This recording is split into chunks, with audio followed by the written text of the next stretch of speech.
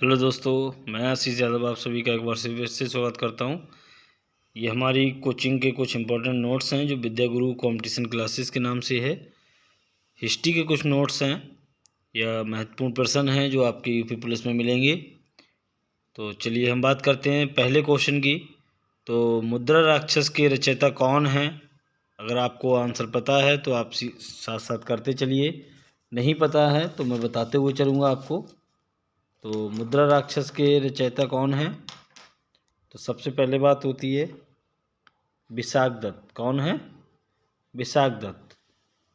फिर दूसरा क्वेश्चन, बृहत्कामंचरी के रचयिता कौन है? तो इसके हैं क्षेमेंद्र। किस जैन ग्रंथ में मौर्य वंश का विवरण मिलता है? तो किस में मिलता है? तो बात करते हैं हम कल्पसूत्र में। ठीक है, मौर्य वंश का जो भी विवरण मिलेगा वो कल्पसूत्र में मिलेगा। भारत का मैकियावेली किसे कहा जाता है? तो सम्राट अशोक, जस्टिन, बिंदुसार या चाणक्य को। तो भारत का मैकियावेली चाणक्य को कहा जाता है। बौद्ध एवं जैन ग्रंथों के अनुसार चंद्रगुप्त मौर्य किस वर्ण से थे? ठीक है, तो बौद्ध और जैन ग्रंथ जो हैं उनके अनुसार चंद्रगुप्त मौर्य जो थे वो किस वंश से थे? तो वो थे क्षत्रिय वंश से। फिर बात करते हैं चंद्रगुप्त मौर्य पाटलिपुत्र में पैदा हुआ था जो अब किस राज्य में है? या चंद्रगुप्त मौर्य पाटलिपुत्र में पैदा हुए थे जो अब किस राज्य में मिलेगा आपको? तो हम बात करते हैं तो वो अब कहाँ है? बिहार में। किस वंश ने मौर्य वंश की जगह ली? यानी जब मौर्य वंश खत्म हुआ उसके बाद कौन सा वंश आया? तो वंश आया शुंग वंश। फिर हम बात करते हैं विख्यात सांची स्तूप किसने बनवाया था? यानी जो सांची स्तूप है किसने बनवाया था? तो बनवाया था अशोक ने। कलिंग युद्ध का विवरण हमें ज्ञात होता है, किसमें ज्ञात होता है? तो 13वें शिलालेख में ज्ञात होता है।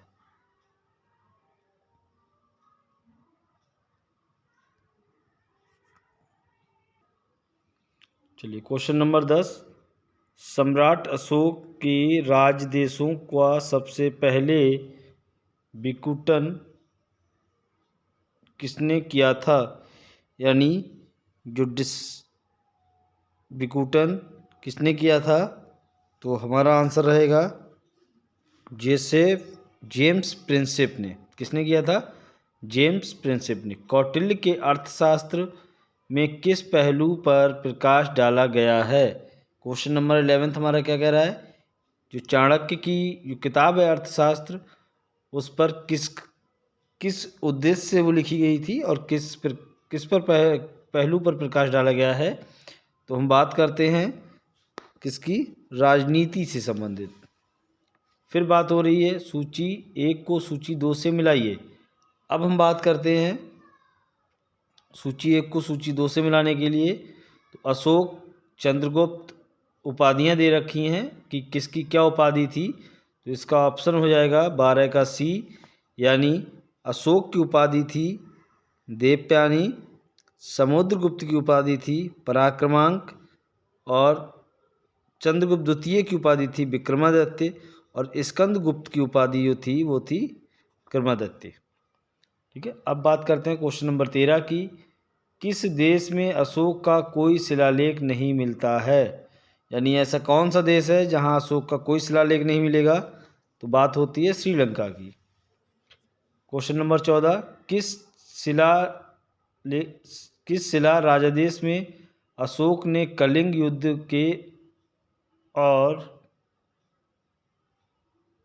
युद्ध त्याग की घोषणा की? यानी किस शिलालेख में अशोक का ये वर्णन किया गया है कि उसने क्या किया? कलिंग के युद्ध के बाद युद्ध को त्याग दिया था। ठीक है, तो बात होती है शिला राजादेश 13 में, यानी कितने में? 13 में। 13वें शिलालेख में ये आदेश दिया गया है। फिर बात करते हैं क्वेश्चन नंबर 15 की। अशोक के शिलालेख किस लिपि में खुदे हुए हैं? यानी राजा अशोक जो थे उनके शिलालेख जो बने हुए हैं वो किस में थे, तो वो बने हुए हैं ब्राह्मी लिपि में। ठीक है, ठीक है। क्वेश्चन नंबर 16 देखिए, मौर्य काल में निम्न में कौन सी मुद्रा प्रचलन में थी, तो उसका नाम क्या दे रखा था, पण। अशोक द्वारा स्थापित सबसे सुरक्षित स्तंभ है, कौन सा स्तंभ है, तो लौहरिया नंदनगढ़ का। कौन सा, लौहरिया नंदनगढ़ का जो स्तंभ है वो आज भी सुरक्षित है। क्वेश्चन नंबर 18, प्राचीन भारत का महान वैयाकरण पतंजलि किसके समकालीन थे, यानी ये पतंजलि थे वो किसके समकालीन थे, तो चंद्रगुप्त के, वो थे पुष्यमित्र शुंग के। ठीक है, 2 अश्वमेध यज्ञ किसने किए थे, तो अश्वमेध यज्ञ किए थे पुष्यमित्र ने। ठीक है, फिर क्वेश्चन नंबर 20 की बात होती है, पुष्यमित्र शुंग ने किस इंडो यूनानी शासक को पराजित किया था, तो यूक्रेटाइसिस, किसे पराजित किया था, यूक्रेटाइसिस को। क्वेश्चन नंबर 21 है, उत्तर गुप्त युग में जो विश्वविद्यालय प्रसिद्ध हो गया था उसका क्या नाम था, उसका नाम था नालंदा।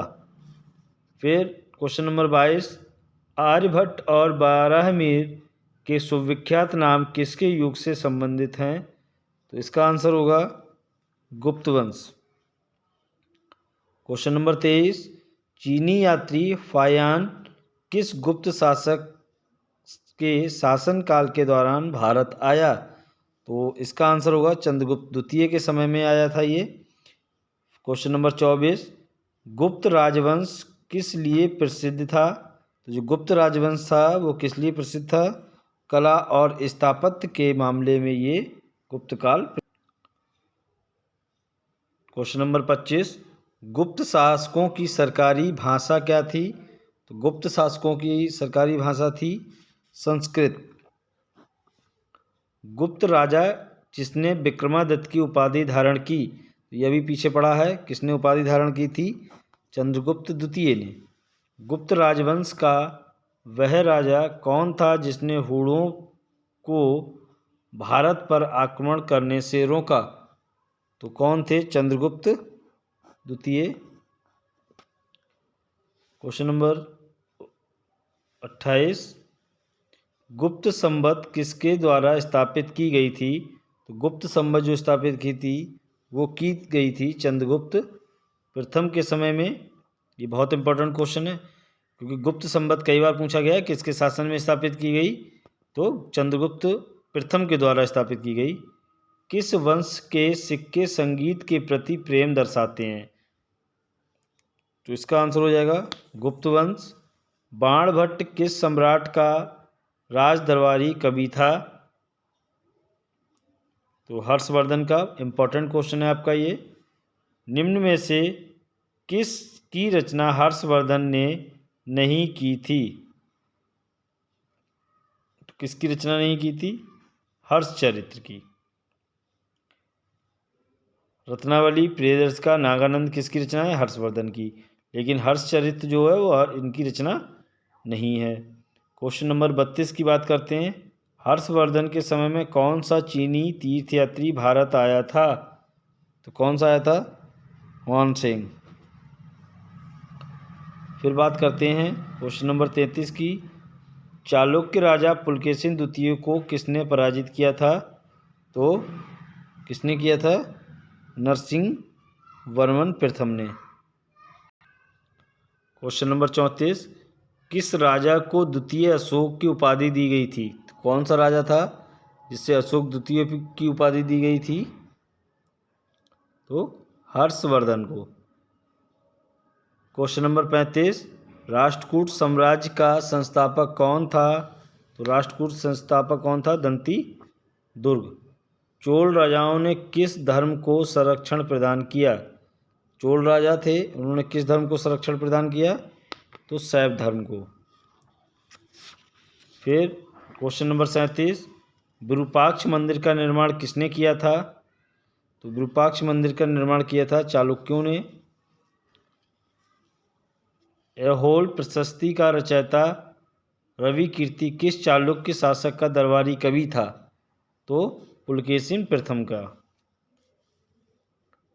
क्वेश्चन नंबर 39, महाबलीपुरम मंदिर किस वंश की कला को दर्शाता है? तो इसका आंसर हो जाएगा पल्लवों की। एलोरा के प्रसिद्ध कैलाश मंदिर का निर्माण कराया था कृष्ण प्रथम ने। किस राजवंश का काल कन्नड़ साहित्य की उत्पत्ति का काल माना जाता है? तो राष्ट्रकूट। क्वेश्चन नंबर 42, कांचीपुरम का कैलाश मंदिर किसके द्वारा बनवाया गया था? तो इसका आंसर हो जाएगा नरसिंह वर्मन के द्वारा। Question option A. Question number 43, Mahabalipuram के 5 रथ किस राजवंश ने बनवाए थे? जो महाबलीपुरम मंदिर है के 5 रथ किस राजवंश ने बनवाए थे? क्वेश्चन नंबर 43 का हो जाएगा हमारा बी। क्वेश्चन नंबर 44,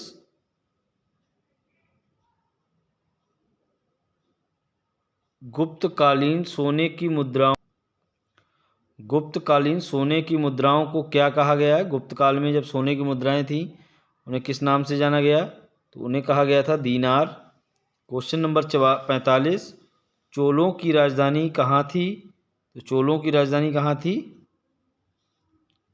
तंजौर में। क्वेश्चन नंबर 46, खजुराहो का प्रसिद्ध विष्णु मंदिर का निर्माण किस वंश में हुआ था? बहुत इंपॉर्टेंट क्वेश्चन है, तो इसका हो जाएगा चंदेल वंश में। ठीक है, बहुत इंपॉर्टेंट क्वेश्चन है खजुराहो का प्रसिद्ध विष्णु मंदिर।